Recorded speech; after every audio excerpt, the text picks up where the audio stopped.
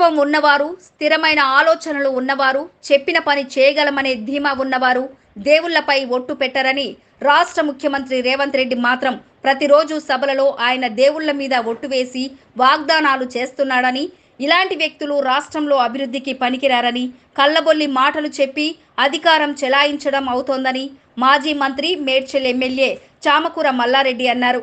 బోయిన్పల్లిలోని MLA Marri Rajasekhar Reddy కార్యాలయంలో జరిగిన విలేకరుల సమావేశంలో ఆయన ముఖ్యమంత్రి రేవంత్ రెడ్డి గత 5 నెలలుగా కొనసాగుతున్న కాంగ్రెస్ ప్రభుత్వంపై తీవ్ర విమర్శలు చేశారు.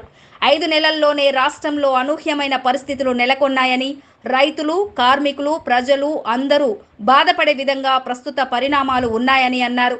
ముఖ్యంగా 1.58% ఓట్ల తేడాతో మాత్రమే వారు అధికారం దక్కించుకున్నారని, తెలంగాణలో కాంగ్రెస్ ప్రభుత్వాన్ని ఎందుకు తెచ్చి నెత్తిన పెట్టుకున్నామో, కష్టాలు ఎందుకు తెచ్చుకున్నామని ప్రజలు మానసికమైన ఆలోచనలో పడ్డారని అన్నారు. ఈసారి కంటోన్మెంట్ బై ఎన్నికల్లో సాయన్న బిడ్డ నివేదిత, పార్లమెంటు మల్కాజ్గిరి నియోజకవర్గం పార్లమెంటు అభ్యర్థి రాగిడి లక్ష్మారెడ్డిలను అత్యధిక మెజారిటీతో గెలిపించాలని అన్నారు. ఈ కార్యక్రమంలో LB Nagar MLA Sudheer Reddy, Malkajgiri MLA Marri Rajasekhar Reddy, Malkajgiri parliament సభ్యుడు Ragidi Lakshma Reddy, Uppal MLA Bandaru Lakshma Reddy, cantonment MLA అభ్యర్థి నివేదిత, ఎన్నికల ఇన్ఛార్జిగా రావుల శ్రీధర్ రెడ్డి తదితరులు పాల్గొన్నారు. మా 6 ఎమ్మెల్యేలు కంటోన్మెంట్ల పెద్ద ఎత్తున 8 వార్డులలో కూడా ప్రచారం చేసి ఇక్కడ అందరం కూడా వచ్చి ప్రెస్ మీట్ పెడుతున్నాం. దీనికి గౌరవ మా సభాధ్యక్షుడు శ్రీధర్ రెడ్డి గారు, మా పెద్దలు గౌరవనీయులు సీనియర్ ఎమ్మెల్యే గారు సుధీర్ రెడ్డి గారు ఎల్బీ నగర్, అదే మాదిరిగా మా పెద్దన్న కుక్కట్పల్లి ఎమ్మెల్యే కృష్ణారావు గారు, అదే మాదిరిగా మా ఉప్పల్ ఎమ్మెల్యే లక్ష్మారెడ్డి గారు, అదే మాదిరిగా మా కాబోయే ఎమ్మెల్యే కంటోన్మెంట్ నా కూతురు నివేదిత, అదే మాదిరిగా మా పెద్దన్న అక్కడ మా మల్కాజ్గిరి ఎమ్మెల్యే రాజశేఖర్ రెడ్డి గారు, మా కాబోయే ఎంపీ గారు రాగిడి లక్ష్మారెడ్డి గారు, మిగతా నాయకులకు బై ఎలక్షన్ వచ్చింది. అదే మాదిరిగా ఎంపీ ఎలక్షన్స్. కానీ ప్రజలకు ఇప్పుడు అర్థమైపోయింది. 10 ఏళ్ళు కేసీఆర్ పరిపాలన వచ్చింది.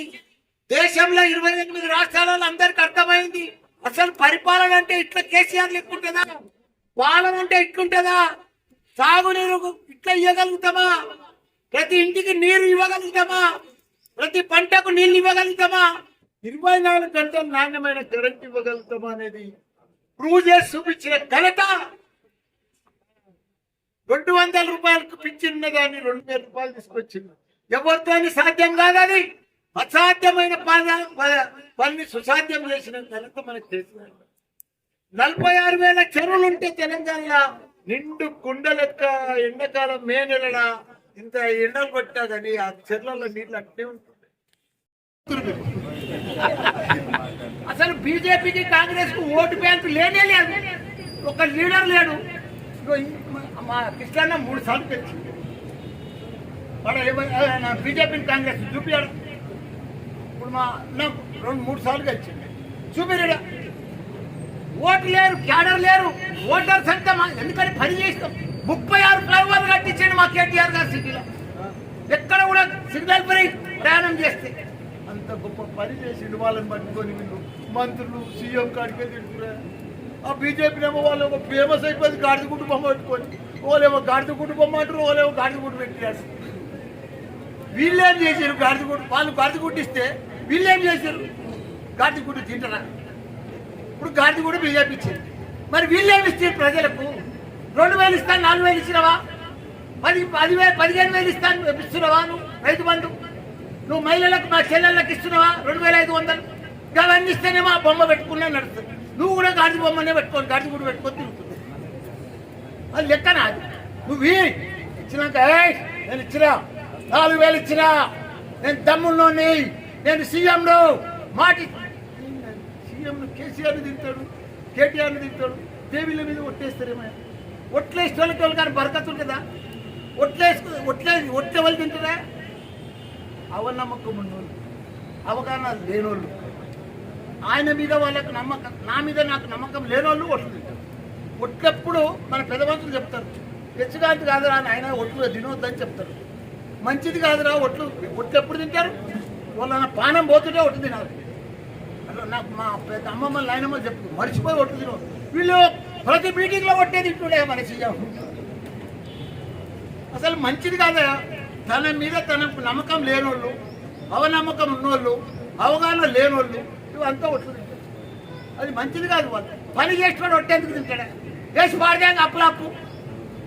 ఇప్పుడు మేము 7 లక్షలు అప్పు చేసినాం, ఆంధ్ర 14 లక్షలు అప్పు చేసినాం. నువ్వు అప్పు చేసేసాయి, 4,000 వేసాయి, 2,500 మా చెల్లెళ్ళకి వేసాయి. నీకేమంటున్నా చెప్పు?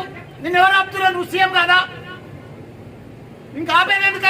మాట ఇచ్చినావు కదా నువ్వు. 9 తారీఖు రైతు బంద్ చేస్తున్నావు, రైతు మాఫీ చేస్తున్నావు, చేసి తప్పే ఉంది. 15 ఆగస్టు ఎందుకు? ఇంకా 20 ఆగస్టు ఎందుకు? ఏ చేస్తే పని అయిపోతుంది కదా.